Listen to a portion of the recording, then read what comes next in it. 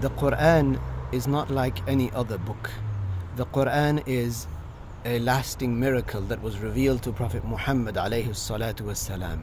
It contains wisdoms, it contains laws, it contains stories of the people of the past, and it contains information about paradise, hellfire, the Day of Judgment, and many future events that will occur. The Qur'an was revealed in the Arabic language, just as the other books that Allah revealed were revealed in other languages. The Arabic language, it is an honorable language. We consider it the best language, and it is the language of the people of paradise. The Arabic language, it contains metaphors, lots of figurative components. It contains hyperboles. It contains negative interrogatives. It contains lots and lots of great matters. Because of that, the poets were able to mention such amazing poetry in the past. So, the Qur'an, it contains many metaphors. Not everything in the Qur'an is literal. As for the verses that pertain to Allah, where Allah revealed about Himself certain names, or Allah revealed about what He created, and so on.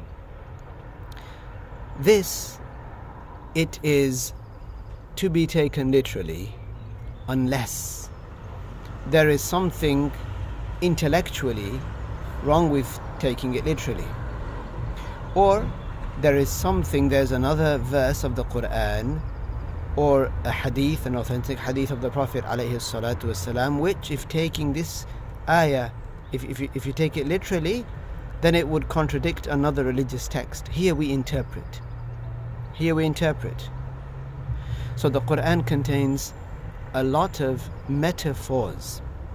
Now also, there are places in the Qur'an where Allah revealed matters about Himself where we have to interpret and we cannot take the apparent literal meaning. Why? It is because the apparent and literal meaning contradicts the intellect. To give you an example, Allah revealed Ar-Rahmanu ala al-Arshi istawa.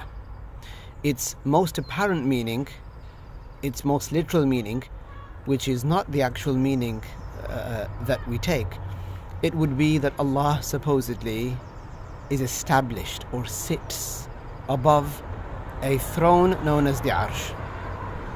It is impermissible to take by this apparent meaning. Why?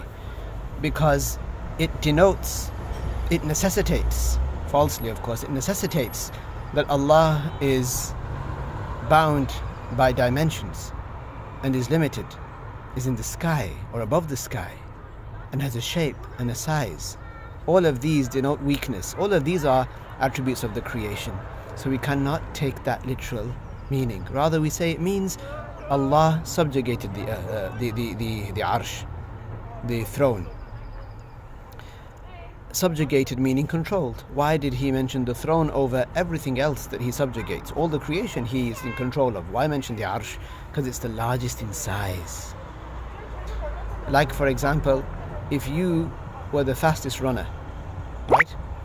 Or you were, let's say, the most expert boxer, and you could defeat everybody else in combat or beat everybody else in a race in the world, you wouldn't make a list of all those people that you can beat in a race, which is the rest of the world. You'd be there for a while. Or you wouldn't make a list of all the people that can box and write their name down and say, I am stronger than them. It would take a long time. What do? You mention the person that's at number 2. You say, I can beat number 2. If you can beat number 2, then you're number 1, right?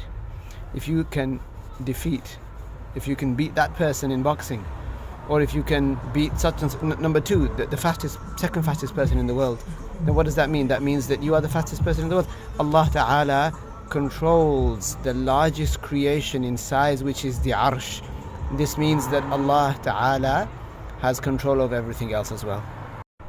So we don't take that verse in Surah Taha literally. There are other ayahs in the Qur'an which, if we take literally, they would mean that Allah supposedly comes in the clouds. But then that's a contradiction of two verses if you take them both literally. One would supposedly say Allah is above the arsh, above the seven skies, on the arsh, sat on the arsh. And the other says that Allah is down in the sky, down below the sky, actually in the clouds, coming in the clouds. And according to a hadith narrated by Muslim, which means actually that Allah has the highest status, when the Prophet asked a slave girl about what do you say about Allah, she said fis sama', meaning that his status is higher than the sky.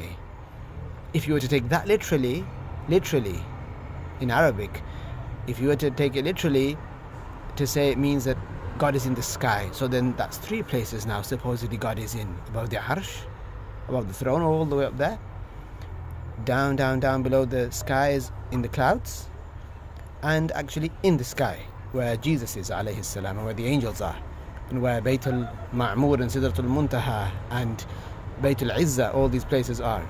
That's three places God would be in. If you take another verse of the Qur'an literally, okay, about Habl al-Warid, about the jugular vein, if you take it literally and you don't interpret, then it would mean that God is physically, wal-'ayadhu billah, closer to a person than their jugular vein, meaning God is in their throat. So that's four places now: on the throne, in the clouds, where else did we say, in the sky, and closer than the jugular vein of a person. So one might say, which one of the four is it? God is without a place. He was always without a place, not bound by time, not bound by dimensions. He is as he always was, without a place. So that's four places so far, potentially, wal-'ayadhu billah, that taking the verses of the Qur'an literally would, and the hadiths literally, would mean that God is in one of, or all of those four places. Wal-'ayadhu billah. Someone might say, how would that be all at once? Then there's a hadith that says that the closest that a person is to Allah, and this doesn't mean literally now, physically, is when a person is in sujood. But if you take it literally, it would mean Allah is in the ground, or is in the surface, is in every surface that you do sajda on. So that's five things now, supposedly. Allah, according to the literal interpretation of these verses and hadiths, what would it mean? Allah is, wal-'ayadhu billah, above the arsh, sat above the arsh, and in the ground for the sujood, and closer than the jugular vein, and in the sky, and in the clouds, and so many other things like that. It's a contradiction. Allah revealed in the Qur'an, لو كان من عند غير الله لوجدوا فيه اختلافا كثيرا. Had the Qur'an been from other than Allah, now listen to this very carefully. Allah revealed, had the Qur'an been from other than Allah, لوجدوا فيه اختلافا كثيرا. The people would have found a lot of contradictions in it. Isn't all this contradiction?